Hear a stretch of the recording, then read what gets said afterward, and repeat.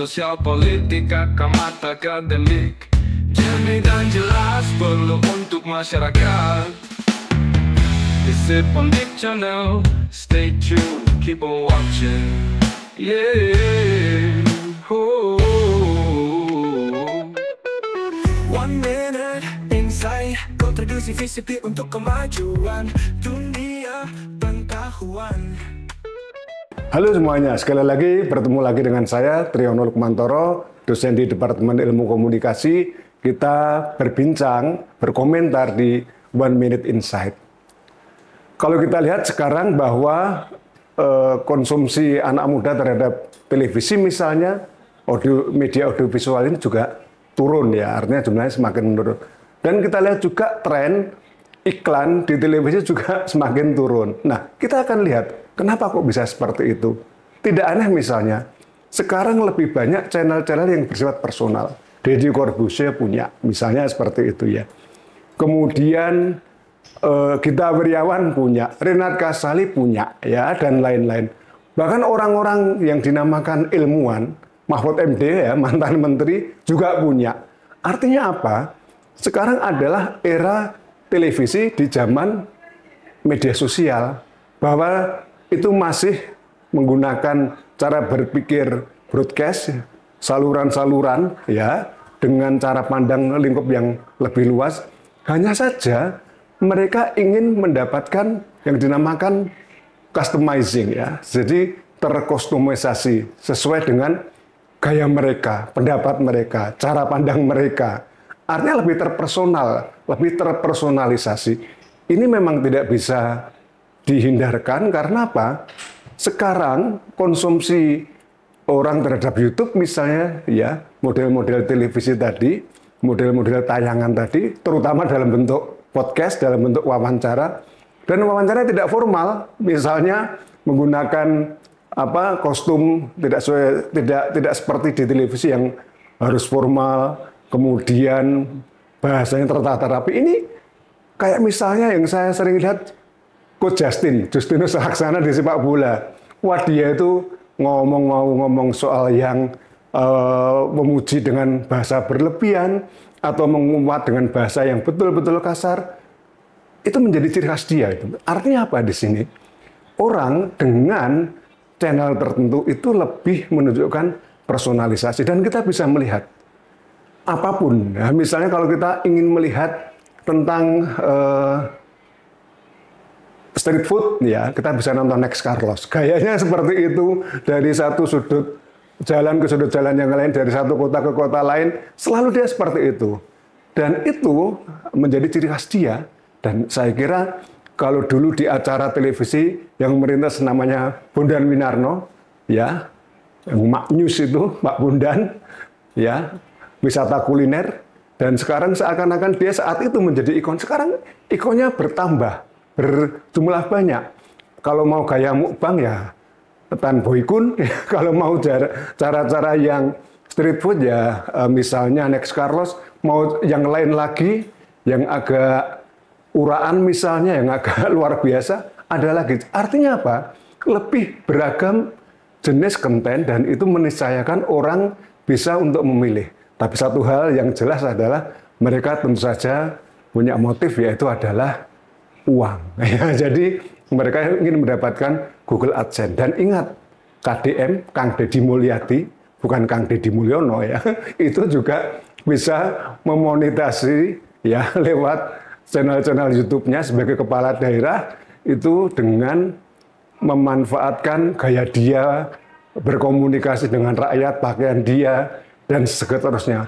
Itu bahkan jauh melampaui Pak Prabowo ya. Saya kira itu yang luar biasa. Saya kira itulah yang terjadi sekarang ini. Saya kira itu. Sampai ketemu lagi di 1 Minute Insight ke depan. 1 Minute Insight, kontribusi visitif untuk kemajuan dunia pengetahuan.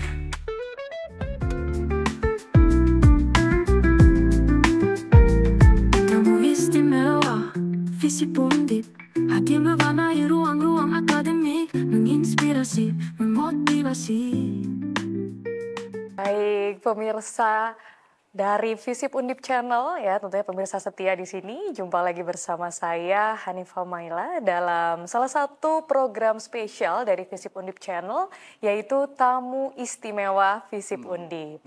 Dan tentunya ini adalah sebuah program yang menghadirkan diskusi mendalam bersama tamu istimewa yang hadir di Fakultas Ilmu Sosial dan Ilmu Politik Universitas Diponegoro. Dan tentunya akan membahas kepakaran dari tamu istimewa kita ini. Dan tentunya untuk edisi kali ini kita kehadiran salah satu tamu istimewa dari pemerintah pusat yang hadir jauh-jauh dari Jakarta ke Semarang.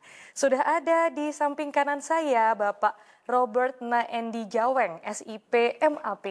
Halo Pak. Halo Hanifah. Gimana Pak di Semarang cuacanya? Oh baik, dan proses kerja di sini juga berjalan lancar. Oke. Semua sesuai dengan rencana kami. Oke, ini pertama kali datang ke Semarang? Saya kebetulan gini, sekalian perkenalan mungkin. Yes. Di Ombudsman itu pimpinan dibagi ke wilayah ampuan. Nah saya mengampu antara lain Jawa Tengah. Jadi pasti tiap tahun ke sini. Tahun ini yang baru sekali ini karena memang ada efisiensi. Tapi tahun-tahun sebelumnya sudah cukup sering ke Jawa Tengah. Oke, luar biasa sekali. Dan karena beliau terlihat dari pakaiannya ya, beliau ini adalah komisioner pusat dari Ombudsman Republik Indonesia yang kebetulan wilayah pemantauannya ada di Jawa Tengah ya Pak ya? Wilayah kerjanya, wilayah ampuannya, kerja atau ampuannya ada di Jawa Tengah. Dan selain itu beliau juga mendapatkan penghargaan MIPI Award untuk kategori pemerhati pemerintahan dan juga telah bekerja selama 20 tahun nih untuk memimpin sekaligus sebagai pengamat pimpinan Komite Pemantauan Pelaksanaan Otonomi Daerah atau KPPOD. Betul. Luar biasa nih, apa nih Pak untuk penghargaan dan juga 20 tahun memimpin suatu organisasi? Kalau penghargaan itu ini sebenarnya sudah cerita lama ya. Jadi di ilmu pemerintahan itu punya asosiasi keilmuan namanya MIPI. Masyarakat Ilmu Pemerintahan Indonesia. Oke. Nah kebetulan saya nggak tahu sekarang, tapi beberapa waktu sebelumnya tiap tahun diberikan penghargaan kepada para akademisi, para praktisi dan para pengamat. Nah dari 3 kategori ini tentu saya bukan akademisi, bukan juga praktisi, saya hanya pemantau dan pengamat otonomi daerah. Lalu kemudian di 2017 kalau tidak salah itu diberikan penghargaan oleh pengurus pusat MIPI. Dalam bentuk MIPI Award itu. Wah, luar biasa. Dan sebenarnya tidak hanya, tadi Bapak menyebutkan hanya memantau, Pak. Memantau itu bukan hanya loh, Pak. Luar biasa loh, itu adalah tugas bentuk pengawasan dari pemerintah ya. Luar biasa dari seluruh kinerja, utamanya dari pemerintah pusat ataupun pemerintah daerah.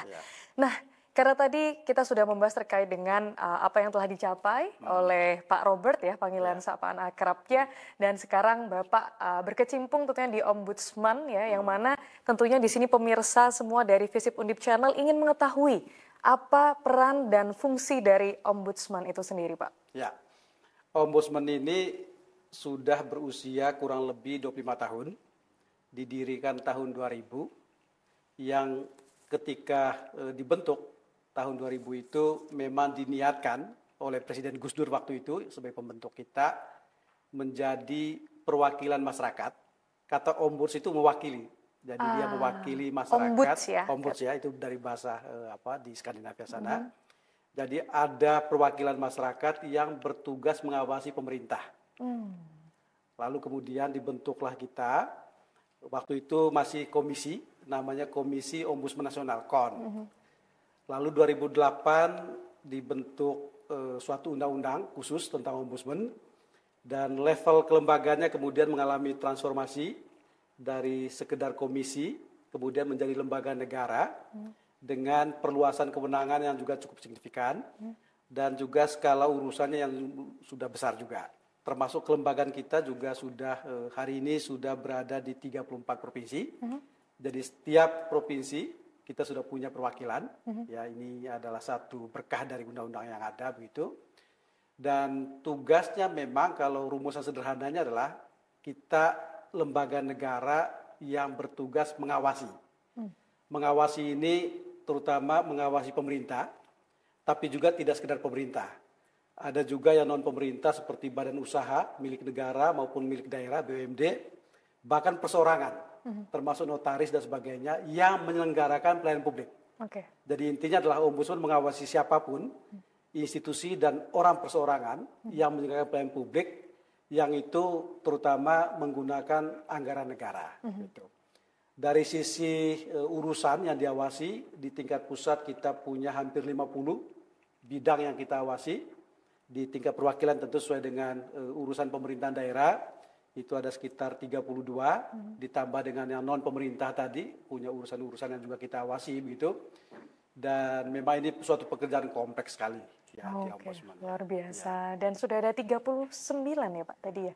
Kantor perwakilan 34. 34. Masih ada 5 yang belum kita bentuk di Papua yang merupakan provinsi baru. Tapi insya Allah tahun depan sudah mulai dirintis pembentukan. Iya, ongoing ya, dari 34 di kantor perwakilan akan ada 5 lagi nih pemirsa. Jadi jangan khawatir untuk para pemirsa Visip Undip Channel yang ingin langsung ya berdekatan dengan Ombudsman. Jadi Ombudsman tidak hanya ada di kantor pusat, di kantornya Pak Robert saja, tapi sudah terbagi di beberapa daerah di seluruh Indonesia.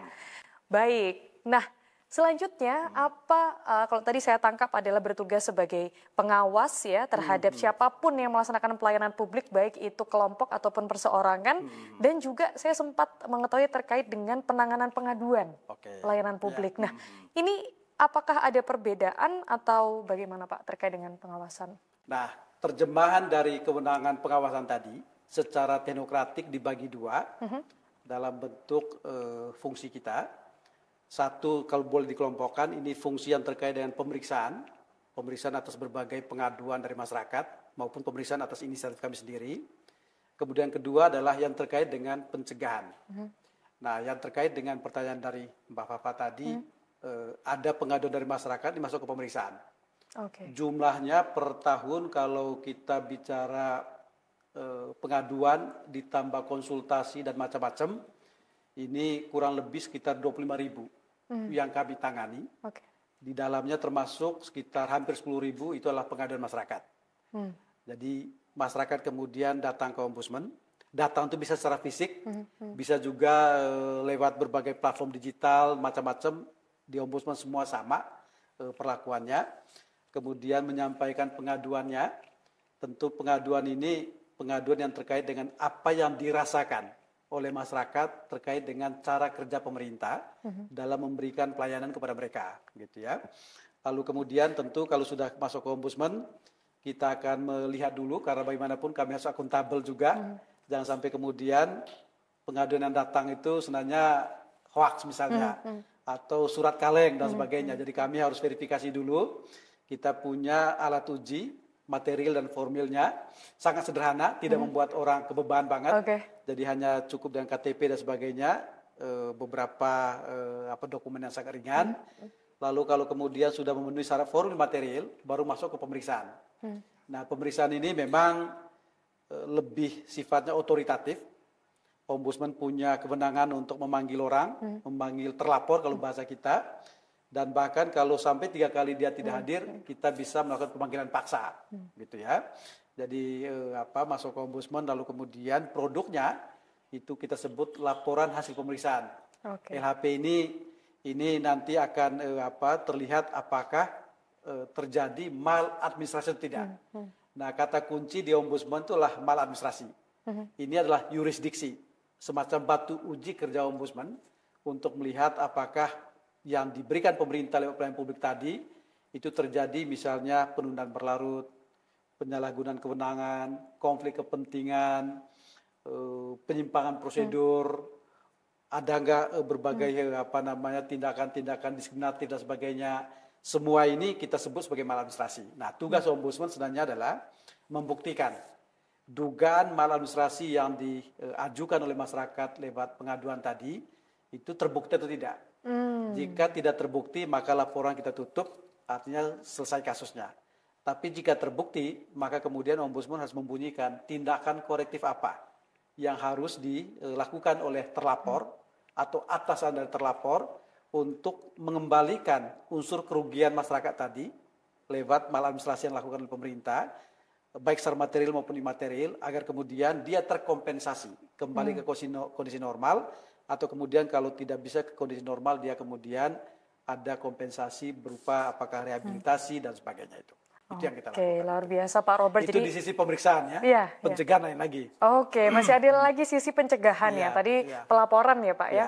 Iya. Ya, nanti yang tentunya akan lebih dijelaskan lebih dalam lagi tentunya oleh Pak Robert ya. Jadi di sini pemirsa Visip Undip Channel semoga tercerdaskan dan juga mengetahui apa tupoksi, fungsi dan peran dari Ombudsman. Oke, baik pemirsa, kita akan lanjutkan diskusi kita pada segmen kedua nanti. Tentunya masih bersama dengan Visip Undip Channel di sini. Kita akan kembali sesaat lagi.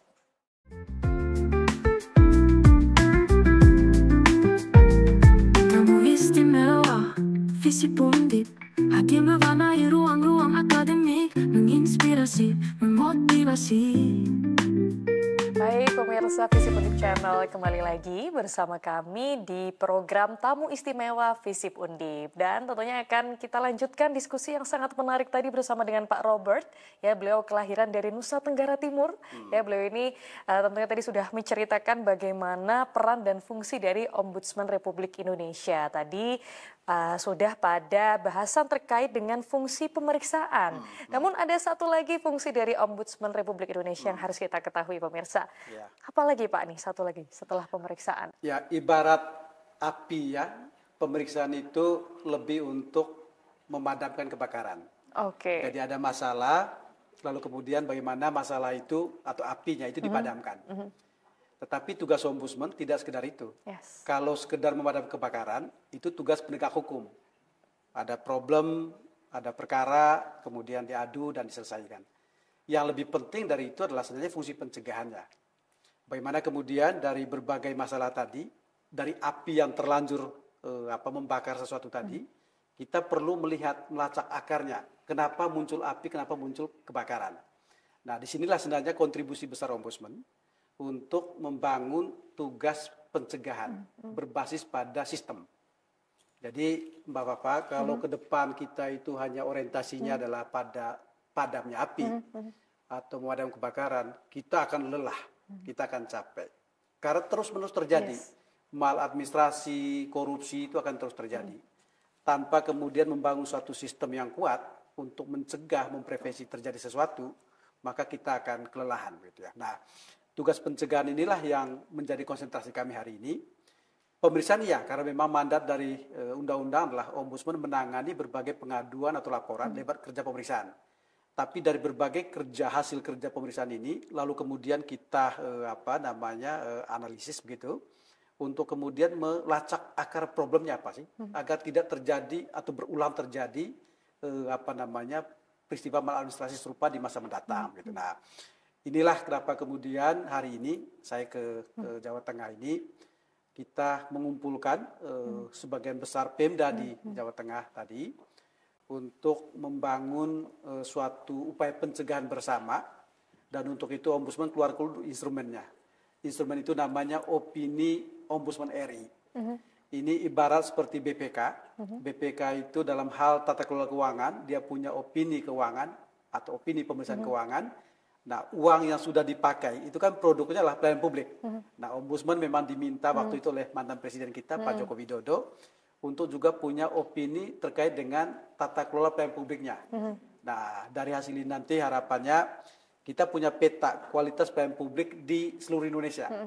Karena pengukuran ini dilakukan di seluruh kementerian lembaga dan Pemda kabupaten kota gitu. Harapan saya nanti kita punya rapor tentang wajah pelayanan publik. Lalu kemudian kita akan buat gradasi yang mungkin terbaik dikasih katakanlah warna hijau. Lalu kemudian yang biasa saja atau yang sedang warna kuning, yang buruk warna merah. Dengan demikian menjadi jelas intervensi kita itu kemana. Bagi yang bagus, yang hijau misalnya kita promosikan. Jadi inspirasi atau replikasi tempat-tempat lain. Tapi bagi yang buruk, yang merah misalnya, lalu apa? Asistensi apa yang kita lakukan?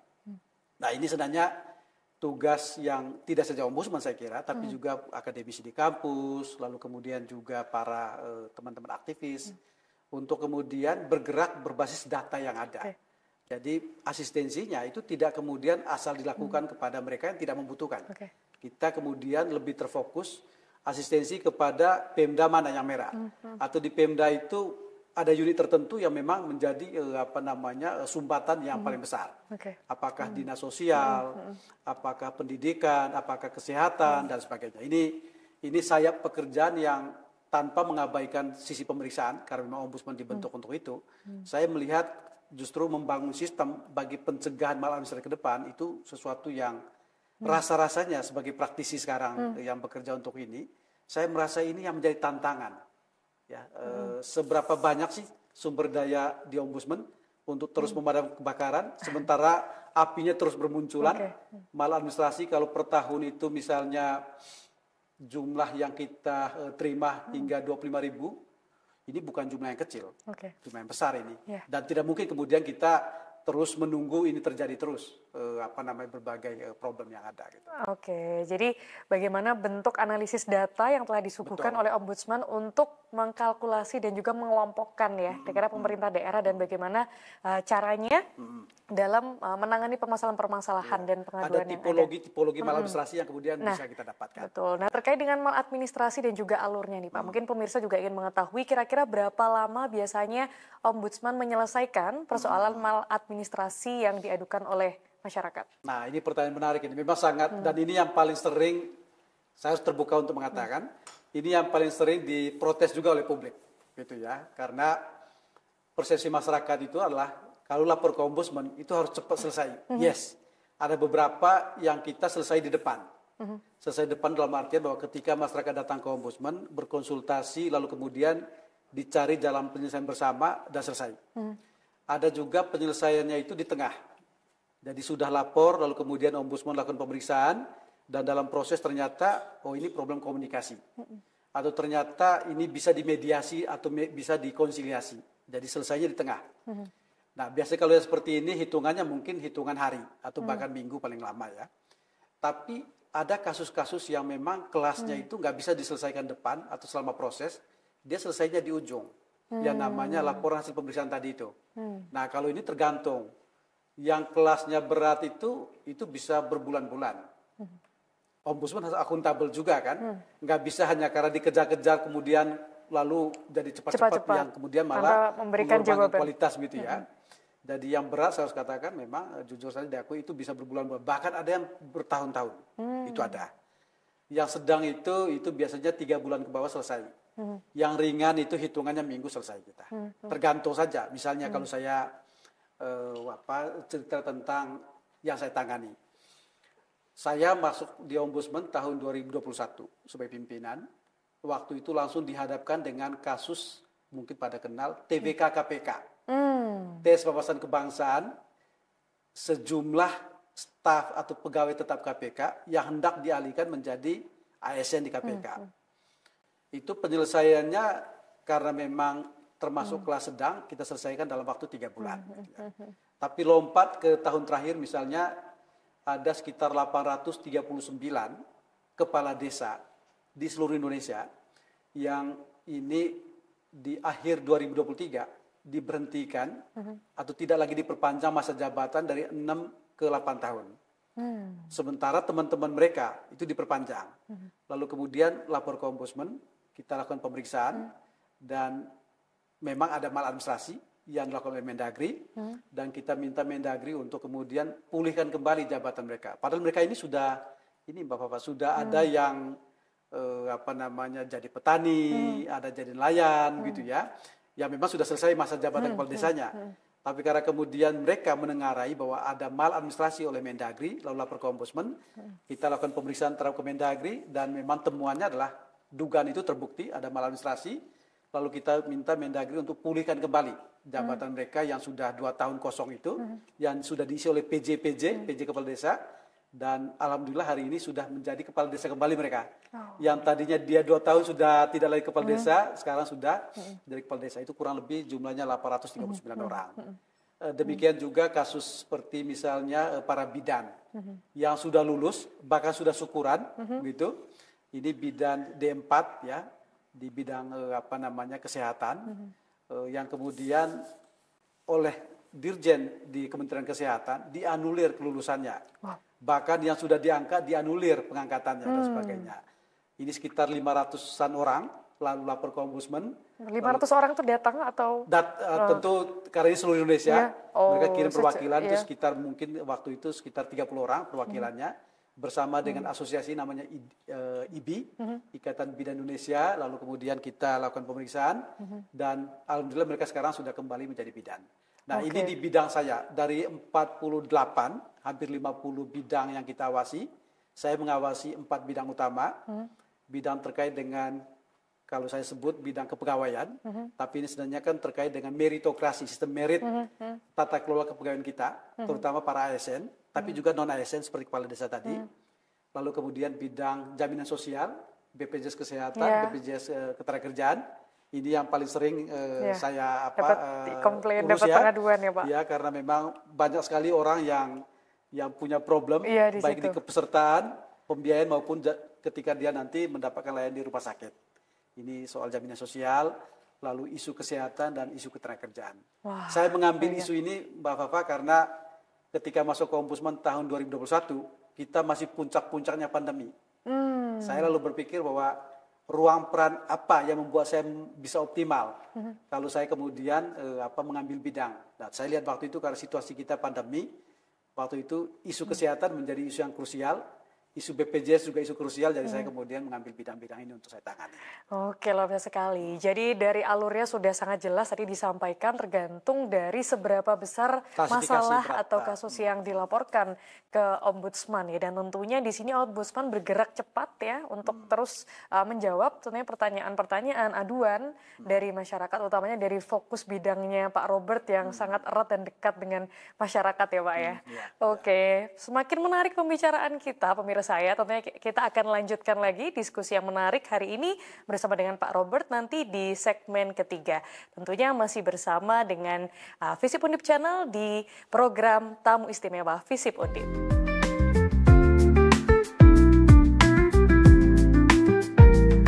Tamu Istimewa Visip Undip hadir mewarnai ruang-ruang akademik, menginspirasi, memotivasi.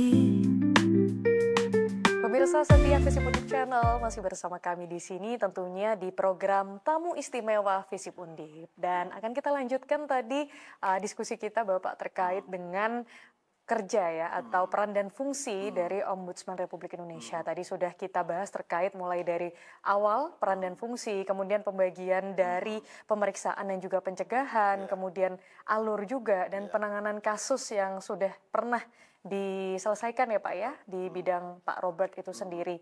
Nah selanjutnya Pak, apakah ada perbedaan? Karena tentunya kalau di Indonesia kan kita tahu ada badan legislatif ya seperti DPR, kita bisa mengadu juga ke sana. Kemudian ada dari Kementerian Pan-RB ya punya SP4N lapor. Kemudian di pemerintah daerah pun juga diturunkan kebijakan itu atau program tersebut ya yang tentunya ada dengan berbagai jenis nama yang intinya adalah sebagai kanal aduan dari masyarakat terkait dengan pelayanan publik. Nah ini apa kekhasan dari Ombudsman itu sendiri? Oke. Nah ini pertanyaan penting dan mudah-mudahan saya cukup waktu ya untuk menjelaskan ini. Jadi dalam rantai proses berpemerintahan, khususnya ketika pemerintah memberikan pelayanan publik, itu kan ada depannya namanya kebijakan atau perencanaan pelayanan. Lalu ada pelaksanaan pelayanan publik, lalu kemudian ada pengawasan maladministrasi, lalu ujungnya itu penegakan hukum jika terjadi korupsi pelayanan publik misalnya. Gitu ya. Nah seringkali orang itu bertanya ya, kenapa Ombudsman itu tidak seperti misalnya KPK atau tidak seperti lembaga penegakan hukum lain yang kemudian produknya itu punya sanksi dan itu bisa dieksekusi dengan paksa misalnya seperti itu. Nah Ombudsman ini bukan penegakan hukum, dia tidak di ranah penegakan hukum, dia di ranah pengawasan maladministrasi. Namanya pengawasan maladministrasi itu memang tidak menggunakan otoritas koersif, otoritas pemaksa atau kekuasaan eksekutorial itu sebagai senjatanya. Dia justru bermain pada wilayah pengaruh. Bagaimana kemudian hasil pengawasan itu Ombudsman benar-benar bisa pastikan hasilnya itu berkualitas. Hasilnya itu memang ketika diikuti oleh pemerintah atau terlapor, itu memang diikuti karena kesadaran, bukan karena ketakutan. Dia sadar bahwa memang hasil ini penting untuk kita ikuti karena benar, karena tepat, dan karena baik adanya begitu. Jadi budaya hukum dan etika publik seperti ini yang terus kita dorong bahwa orang berubah itu bukan karena ditakut-takuti.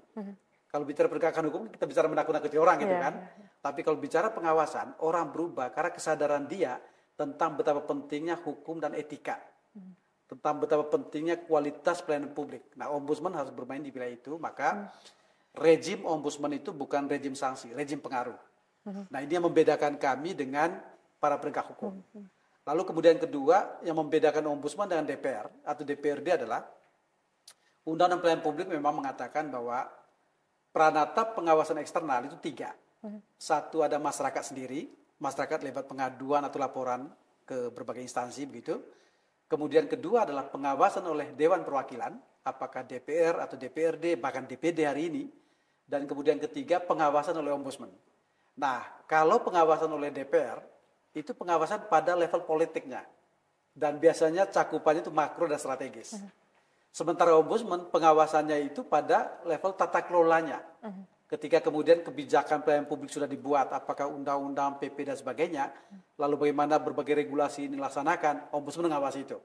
Sejauh mana kemudian misalnya antara apa kata aturan dan apa fakta pelaksanaannya, itu terjadi pautan tuh, enggak, gap atau enggak gitu. Nah, ombudsman masuk ke wilayah itu, dan batu uji yang kita pakai adalah terjadi tidak maladministrasi. Jadi DPR itu memang pengawasannya politik.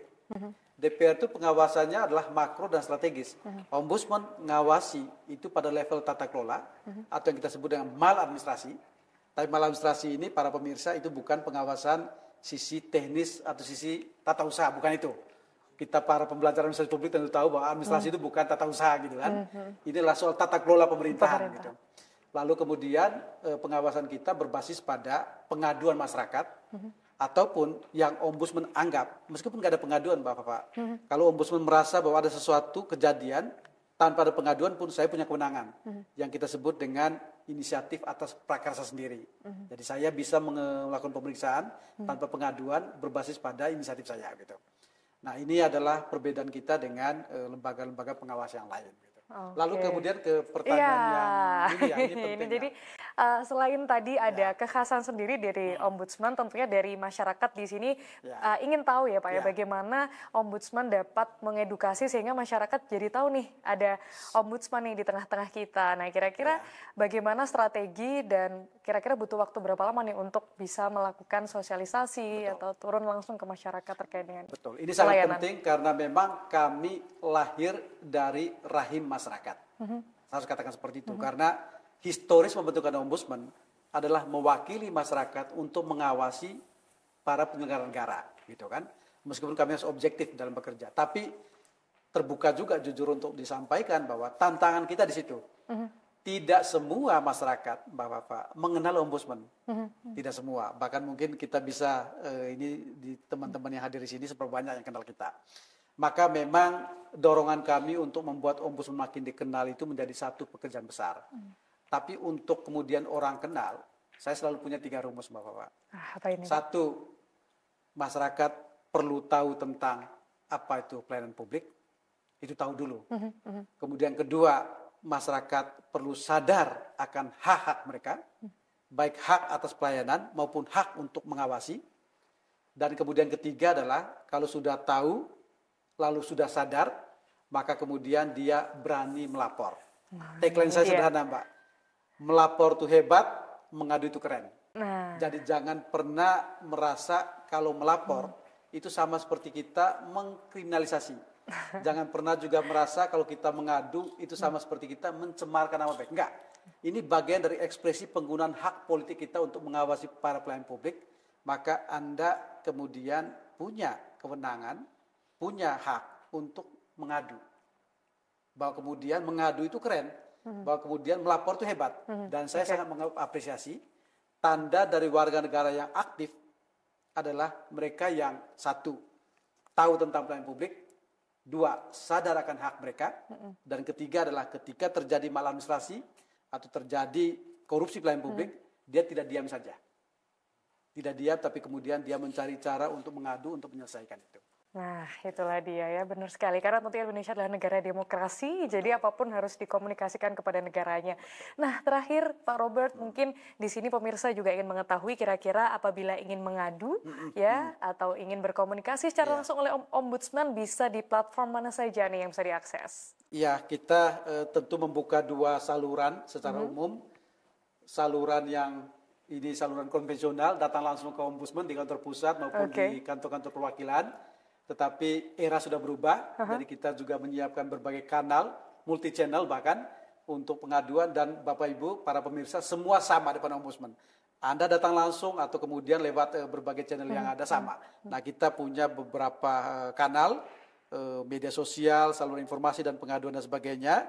Yang saya sudah siapkan, saya nggak tahu apakah saya baca karena cukup banyak ini. Iya, mungkin ini yang paling sering aja Bapak. Mungkin paling gampang call center 137. Oke, call center 137, kemudian ini adalah simbol dari tanggal lahirnya Ombudsman ya, 137. 137. Lalu kemudian via center ini juga ada, lalu kemudian pengaduan mungkin yang ini untuk lewat email, pengaduan @ombudsman.go.id atau humas@ombudsman.go.id. Ini cukup banyak, nanti misalnya bila diperlukan bisa ini agar masyarakat itu punya kemudahan memilih sesuatu yang memang praktikal dan sesuai dengan kebutuhan dia.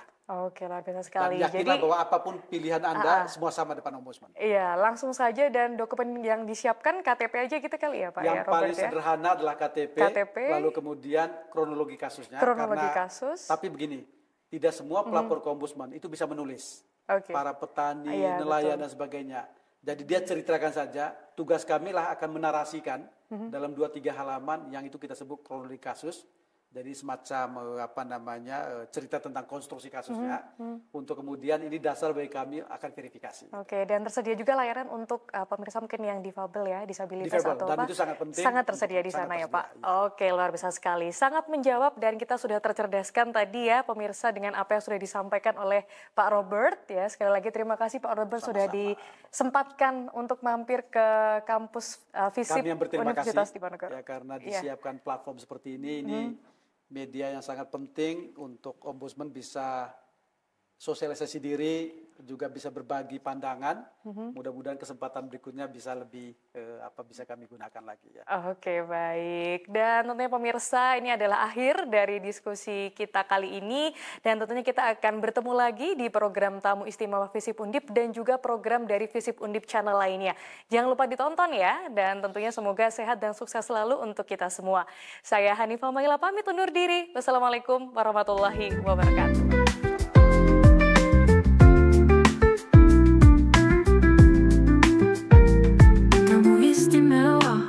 FISIP Undip hadir mewarnai ruang-ruang akademik, menginspirasi, memotivasi.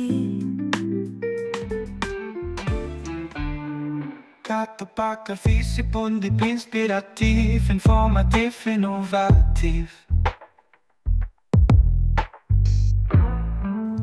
Jumpa lagi bersama saya Robert Mi. Jumpa kita pinem dalam salah satu program siaran FISIP Undip Channel, yaitu Kata Pakar FISIP Undip, sebuah program yang menghadirkan diskusi mendalam bersama para pakar FISIP Undip, membahas fenomena-fenomena terkini dalam perspektif ilmu sosial.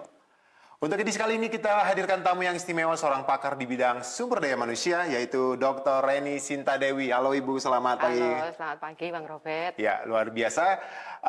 Dan hari edisi kali ini kita akan membahas satu tema yang menarik, yaitu talent management. Nah Bu, apa sih sebenarnya talent management itu sendiri Bu? Oke, kalau kita bicara talent management itu kan ada banyak persepsi ya. Bang Robert tahu Indonesia Got Talent gitu ya. Betul. Itu kan salah satu fenomena atau salah satu acara mencari bakat-bakat terpendam gitu ya. Nah, hal ini diadopsi oleh industri atau organisasi gitu ya. Bahkan beberapa BUMN itu melakukan rekrutmen dengan menggunakan istilah talent squad. Nah, inilah kenapa kemudian manajemen talent dalam suatu industri atau organisasi itu sekarang sangat dibutuhkan. Karena talent itu sendiri adalah kemampuan individu ya, dalam hal ini adalah kapabilitas, kapasitas, inovasi gitu ya, untuk memenuhi kinerja organisasi dan mencapai tujuan organisasi. Nah ini, karena human capital itu sekarang dianggap sebagai satu aset. Betul. Bukan lagi sebagai cost. Kalau dalam ilmu accounting ya, itu aset itu kan menambah modal. Betul. Sementara cost sendiri adalah mengurangi profit ya. Betul, nah inilah kenapa kemudian talent management sangat dibutuhkan dalam satu organisasi.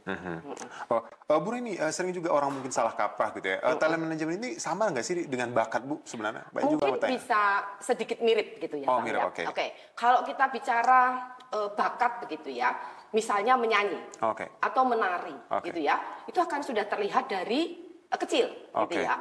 Kemudian mereka akan dilatih, di training, di kursus untuk kemudian diajak berkompetisi gitu ya. Nah, sementara bakat itu sendiri bisa dilatih, bisa dipupuk gitu ya. Nah, hal ini bisa juga dilakukan di dalam satu industri atau organisasi gitu. Nah, bicara soal bakat kan nggak ada ya bakat mengetik, nggak ada betul. Bakat nyetir apa namanya pesawat terbang kan nggak ada ya. Artinya bakat itu adalah satu keterampilan atau keahlian yang sudah dimiliki orang, tapi mungkin mereka itu tidak sadar dengan kompetensi yang dimiliki. Misalnya kita bicara tentang aware dan competence. Jadi kalau dalam satu matrik begitu ya, bicara tentang talent itu adalah ada beberapa tahapan. Misalnya begini, pada tahapan pertama atau stage yang pertama itu adalah unaware uncompetence. Mereka nggak sadar nih kalau dia nggak kompeten. Bisa Breni contohkan misalnya Bu Reni berada dalam circle orang naik sepeda motor. Breni nggak sadar kalau Breni itu nggak kompeten kalau nyetir mobil.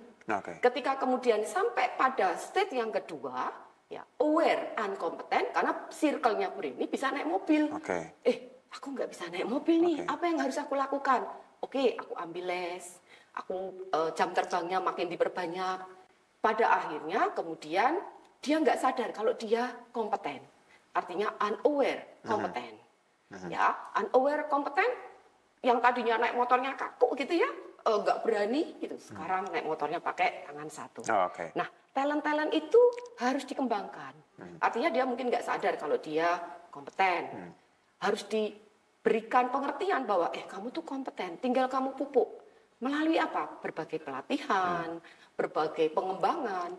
Istilahnya adalah jam mainnya kurang banyak ini, gitu ya. Ibarat orang nyetir pesawat terbang, pilot itu juga dia harus mengemudikan pesawat terbang juga harus banyak. Gitu ya. Semakin tinggi jam terbangnya semakin jangan-jangan nanti kayak Bu Reni tadi bilang awalnya nyetir 2 tangan, ini 1 tangan pun udah bisa gitu ya. Bahkan kadang-kadang sambil ngobrol gitu. Wah, luar biasa sekali. Bu, ini yang pertanyaan lanjutan nih Bu. Biasanya dalam pengimplementasian sendiri daripada talent management ini dalam organisasi seberapa penting sih sebenarnya Bu? Gitu. Sangat penting karena ini berhubungan dengan namanya performance.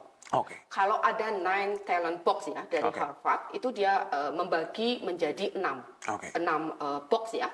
Jadi dia diukur dengan menggunakan potensial dan performance. Nah, dari yang terendah ya, lower performance dan lower potensial sampai yang high gitu ya, sampai yang tertinggi, potensialnya tertinggi sampai potensial performance. Kalau yang terendah ini biasanya kita melihat dari kalau fresh graduate kita mungkin bisa melihat dari seberapa aktif ya dia kemudian mengikuti berbagai organisasi, dari akademiknya mungkin, dari syarat akademik, bahkan kemarin dari BI itu mensyaratkan IELTS-nya harus sekian gitu ya. Nah, ini bisa jadi filter begitu ya untuk melihat seberapa cakap, mampu seseorang di dalam menjalankan pekerjaan, sampai kepada highest start. Nah, kalau udah highest start, ini talent pool main di sini, gitu ya. Jadi kalau misalnya satu organisasi itu sudah mengembangkan talent-talent yang ada, itu akan gampang sekali untuk cari orang yang tepat dalam penempatan, karena ada talent pool di situ. Nah, ini yang penting ya. Karena ketika kita tahu talent-talentnya, kita nggak susah lagi untuk rekrutmen, seleksi, karena kita udah tahu, kamu Bang Robert, kamu jadi A, jadi B, jadi C, udah jelas gitu ya. Organisasi sudah tidak lagi membutuhkan biaya untuk melakukan rekrutmen dan seleksi. Nah, ini penting, karena beberapa kompetensi yang ada di dalam 9 box talent itu nanti juga akan dihitung menurut KPI-nya, begitu ya. Kalau misalnya kita bicara tentang bakat ya, kita tahu Raffi Ahmad. Ya, Raffi Ahmad itu Breni pernah ya ngecek lewat Social Blade, itu pendapatannya luar biasa. sampai, karena kan kalau high performance jelas high return gitu Betul, ya. pastinya. Nah, itu dia dapat penghasilan 1 bulan itu 0,5 M sampai 1 M. Padahal kita tahu, mohon maaf nih, mungkin dari suara, mohon maaf, iya, betul. mungkin ya, terus dari segi dari segi penampilan, kemudian dari segi kemampuan berinteraksi, itu adalah salah satu core kompetensi yang dibutuhkan. Jadi kalau kita bicara tentang talent, sebenarnya kita bicara tentang kompetensi. Nah, ini yang penting. Ada beberapa kompetensi, communication, customer oriented, gitu ya. Kemudian relationship, kemudian leadership. Nah, itu kalau kita melihat bakat ya, atau melihat kemampuan skill, itu kita bisa melihat ya, si Raffi Ahmad gitu betul, ya. okay. Tapi kalau kita melihat dalam sudut organisasi atau individu, ya kita melihat kinerjanya dari masing-masing anggota. Ada KPI kan ya, dari sisi seberapa inovatif dia menyelesaikan pekerjaan. Makanya nanti ada konsep inovatif work behavior. Nah, itu juga menjadi salah satu ukuran. Oke, great. Iya. Bu Reni, saya juga sedikit penasaran dengan bagaimana sebenarnya talent management itu perbedaannya di perusahaan besar dan juga di SMEs, Bu, ataupun perusahaan yang besar. Tapi tahan dulu, Bu Reni, karena teman-teman kita akan lanjutkan diskusi kita di segmen 2 setelah beberapa informasi menarik berikut ini. Jangan kemana-mana, tetap di Kata Pakar Visi Undip. Kata Pakar Visi Undip, inspiratif, informatif, inovatif. Masih bersama saya di program Kata Pakar Visip Undip. Kita lanjutkan diskusi kita di segmen 2 kali ini. Tadi Bu, pertanyaan saya terakhir Bu Reni, apa sih perbedaan talent management itu sendiri di perusahaan dan juga di SME? Karena kan pasti akan beda yang di manage Bu ya. Gimana kira-kira? Oke, kalau dari perusahaan besar sih kita mungkin sudah sudah sustain ya. Artinya mereka sudah aware terhadap keberadaan talent. Karena beberapa BUMN sendiri mereka sudah memiliki divisi khusus, sekarang bukan personalia atau manajemen sumber daya manusia, tapi lebih kepada human capital. Tadi yang Beni sampaikan ya, sebagai capital, sebagai modal, sebagai aset, maka mereka wajib hukumnya untuk dikembangkan, gitu ya. Jadi artinya untuk di industri-industri besar, talent, human capital itu sudah menjadi aware ya, karena perencanaan sumber daya manusia itu harus direncanakan dari awal. Misalnya Bang Robert itu ke depan mau dipromosikan sebagai apa, maka pelatihan, pendidikan, kemudian keterampilan apa yang dibutuhkan itu sudah tertata dan sudah inventarisir ya, sehingga akan tahu kebutuhannya. Karena tadi untuk mencari talent pool tadi ya, talent-talent yang nanti akan siap untuk dikembangkan, siap untuk ditempatkan. Nah, sementara pada MSI sebenarnya Bang, kalau bicara tentang MSI itu kita sebenarnya punya banyak sekali talent. Cuma mungkin tidak didokumentasikan, gitu ya. Kenapa? Karena keterbatasan sumber daya yang dimiliki dalam hal ini oleh MSI. Bu Reni pernah banyak melakukan penelitian ya di MSI, begitu ya. Pembatik ya Bang. Jadi pembatik itu mereka adalah salah satu talent, gitu ya. Semakin kompeten, dia semakin nggak butuh yang namanya format atau printed, gitu ya. Mereka membatik itu dengan perasaan, feeling aja gitu ya. Bahkan kalau orang di Pekalongan atau Batang itu sambil wirid ya, jadi dia sambil membaca doa, gitu ya, dia membatik. Nah, ini salah satu talent. Masalahnya, gitu ya, tadi yang Brenda bilang tidak didokumentasikan, sehingga knowledge-nya ikut hilang. Karena ini berkaitan dengan tacit knowledge. Sementara kalau dalam perusahaan-perusahaan besar, tacit knowledge ini akan ditransfer menjadi explicit knowledge. Didokumentasikan sehingga tahu, oh kalau mentreatment satu sumber daya manusia based on experience sebelumnya harus A, B, C, D. Sementara kalau di MSI tadi tidak ada satu dokumentasi untuk kemudian eksplisitkan knowledge gitu ya, sehingga ini menjadi salah satu concern kita sebagai akademisi untuk kemudian menyampaikan kepada para MSI pentingnya untuk mendokumentasikan knowledge, karena ini berhubungan dengan talent ya. Talent itu kan tidak lepas dari knowledge, skill. Kalau kita bicara SKA, skill, knowledge and attitude, gitu ya. Dia punya atau menguasai 3 hal itu pasti akan mudah gitu ya untuk memiliki high performance di dalam pekerjaan. Salah satu hal penting tadi yang saya highlight dari pernyataan Bu Reni bahwa perlu kita memahami bahwa SR itu ataupun sumber daya manusia itu sekarang itu ada capital, bukan lagi menjadi yang harus diinvest, bukan cost ya, itu yang harus dipahami oleh oleh semua perusahaan sebenarnya Bu ya, karena bagaimanapun mereka diinvest untuk pelatihan ataupun misalnya melanjutkan studi dan sebagainya, itu nantinya pasti returnnya ke perusahaan itu ya Bu ya. Kalau kita bicara ini ya apa namanya 4 metrik ya, 4 metrik. Itu ada kos apa namanya sapi perah itu ya. Jadi, nah bukan sumber daya manusia itu bukan menjadi sapi perah. Tapi tadi layak untuk dikembangkan, layak untuk digali potensinya sehingga mereka memang tepat dalam penempatan.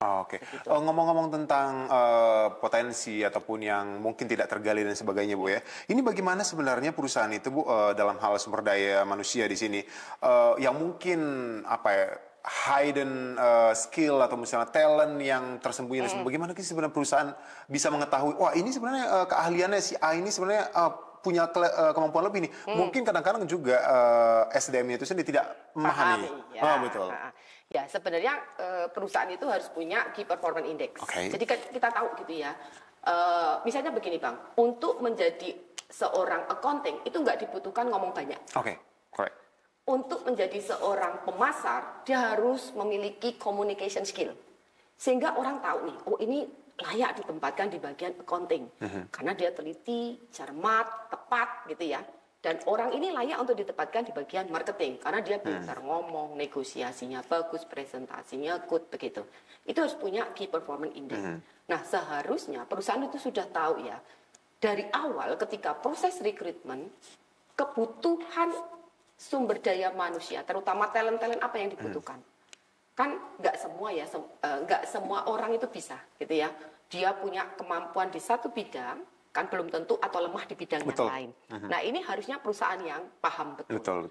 Sehingga kalau kemudian perusahaan itu sudah mengetahui KPI dari satu jabatan ke jabatan yang lain, akan mudah mencari talent. Dimulai dari proses rekrutmen.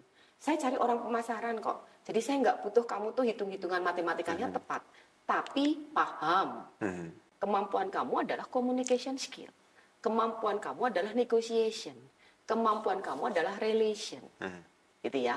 Kalau bekerjanya di lab, butuh nggak komunikasi? Mau komunikasi sama siapa? Mau sama alat kan gitu ya. Betul. Artinya dia harus tahu kehati-hatian gitu ya. Kemudian mencermati setiap bahan gitu ya. Mengetahui betul bahan mana yang mudah meledak misalnya. Nah ini juga menjadi salah satu indikator penilaian. Nah seharusnya perusahaan menetapkan itu, tapi kan nggak semua perusahaan ya. Tapi kalau perusahaan gede berani yakin udahlah ya, mereka udah punya KPI.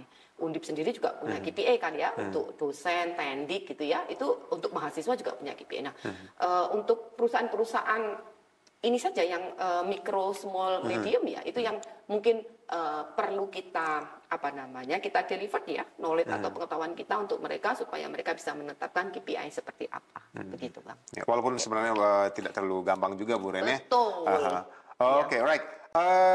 Bu Reni, saya juga masih tertarik juga sebenarnya di era digital Bu, karena kan sekarang kita masuk ke di era digital, bagaimana talent manajemen itu sendiri dan juga termasuk juga kaitannya dengan Genji Bu, yang sering sekali, wah talent manajemen itu kayak ada pergeseran di era digital dan juga ditambah lagi sekarang yang harus dihadapi adalah Genji. Nah, jangan jawab dulu Bu, karena kita akan lanjutkan diskusi kita ke segmen 3 setelah beberapa informasi menarik berikut ini. Jangan kemana-mana, tetap di Kata Pakar Fisip Undip. Kata Pakar Fisip Undip, inspiratif, informatif, inovatif. Masih bersama saya di program Kata Pakar Fisip Undip. Kita lanjutkan diskusi kita di segmen 3 kali ini. Masih bersama dengan Bu Reni. Bu Reni, tadi tertahan pertanyaan kita. Bagaimana kira-kira Bu talent management itu sendiri di era digital ini Bu? Ya. Oke. Jadi gini Bang, banyak beberapa posisi ya yang terdisruption karena persoalan digital. Kita tahu teller.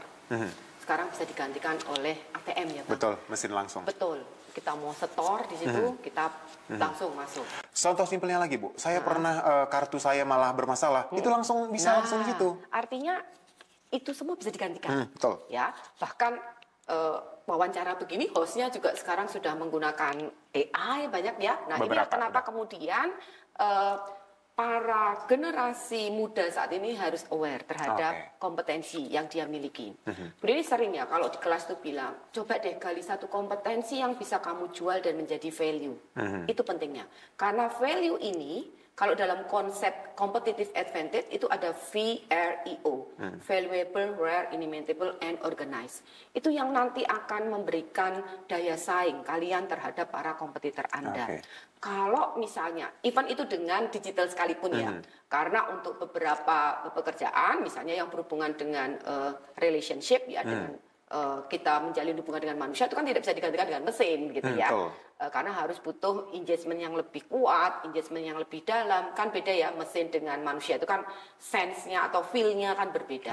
Nah itu yang selalu Bu Neni tekankan kepada teman-teman mahasiswa. Kamu harus menggali valuable, rare, inimitable, and organized. Kamu harus punya potensi yang tidak dimiliki oleh orang lain. Kalau kamu punya kemampuan komunikasi yang seperti apa, yang kira-kira itu berbeda dengan orang lain. Kemampuan kalian adalah negosiasi yang seperti apa, yang itu berbeda.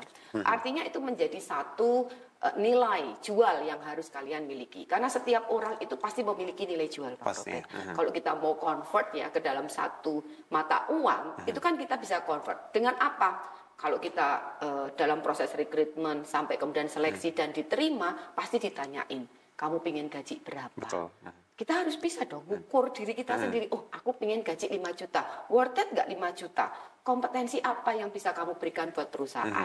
Nah, kalau dia bisa menunjukkan bahwa dia lebih baik dibandingkan kompetitor, even itu juga dengan mesin gitu ya, itu pasti perusahaan akan berpikir. Karena bagaimanapun juga tadi talent yang beri disampaikan adalah konsepnya bagaimana individu itu memiliki skill, keterampilan yang kemudian bisa memenuhi tujuan organisasi, bahkan melebihi ekspektasi yang diharapkan. Nah ini kenapa kemudian teman-teman mahasiswa itu juga harus bisa menggali value atau nilai yang ada dalam dirinya, sehingga ketika mereka berkompetisi, even tadi dengan teknologi atau dengan mesin atau dengan AI pun mereka sebenarnya jauh lebih hebat gitu ya. Ada satu konsep sebenarnya, manusia itu pintar tapi lambat.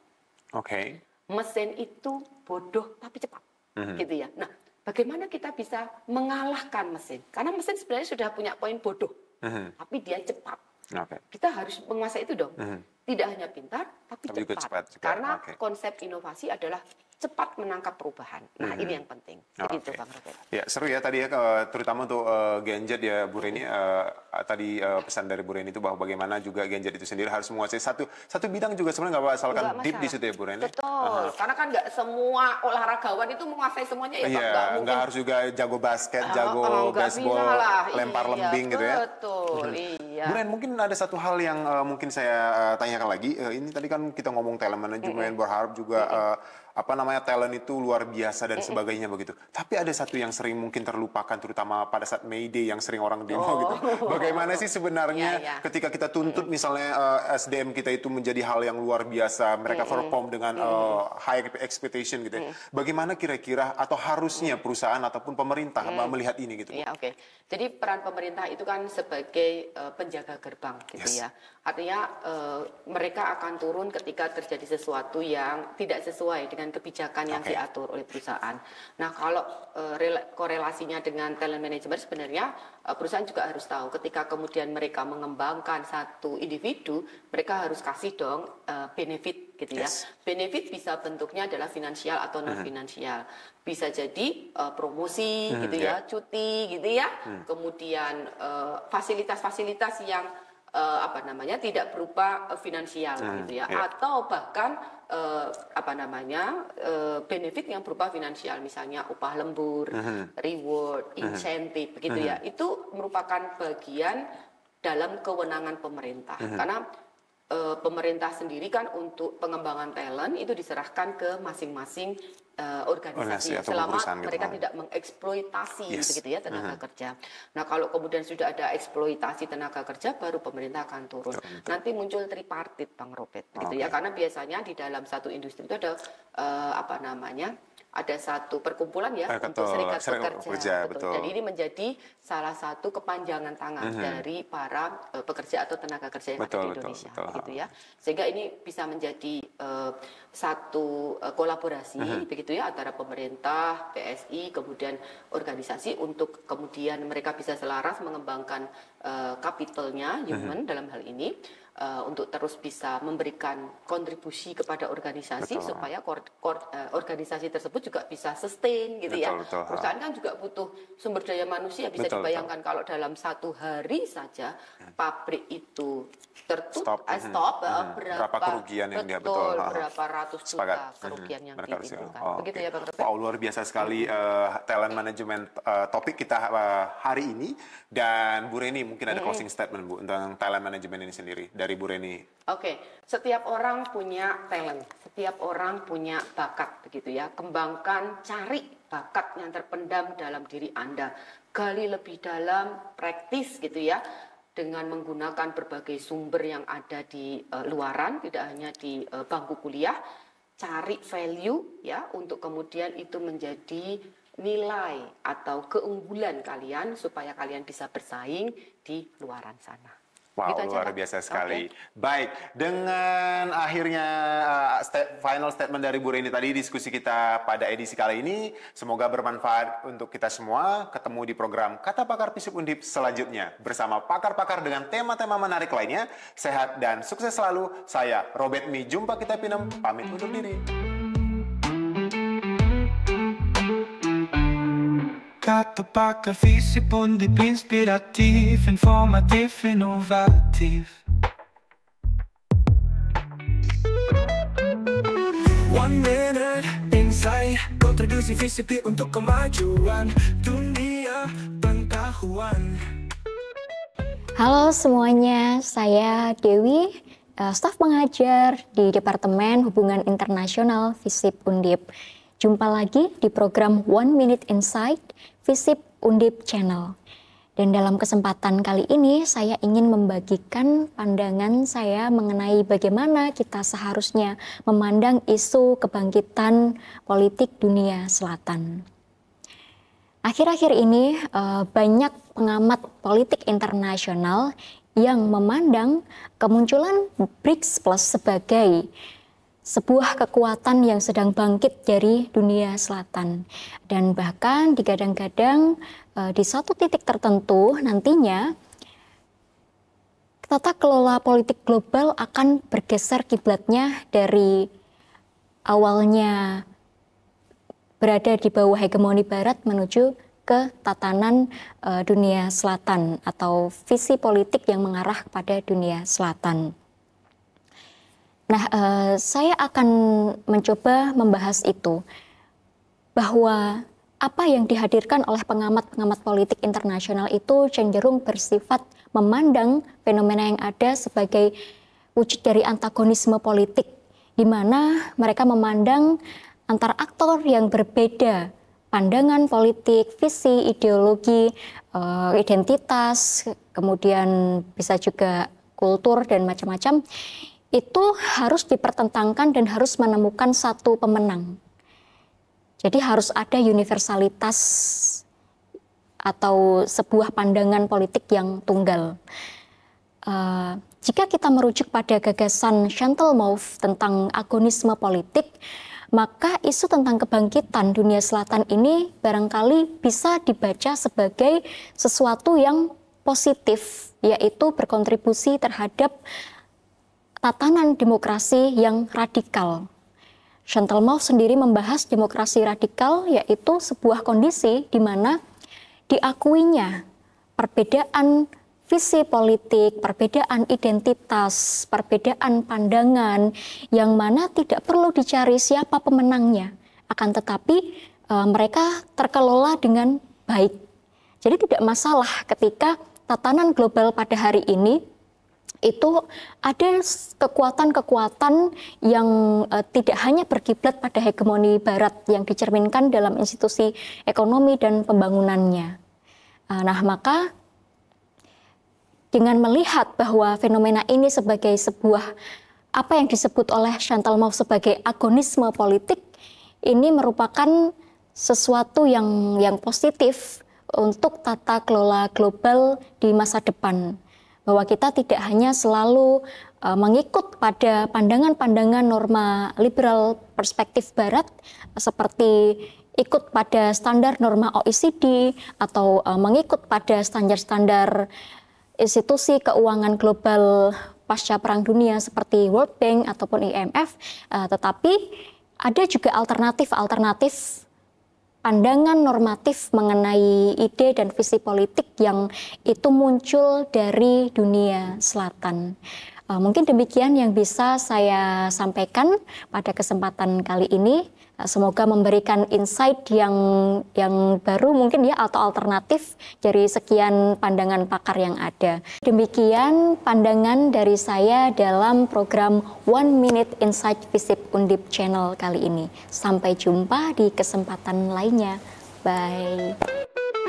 One Minute Insight, kontribusi visip untuk kemajuan dunia pengetahuan. Wawasan, isu sosial politik kacamata akademik, jernih dan jelas perlu untuk masyarakat. Visip Undip Channel, stay tuned, keep on watching. Yeah.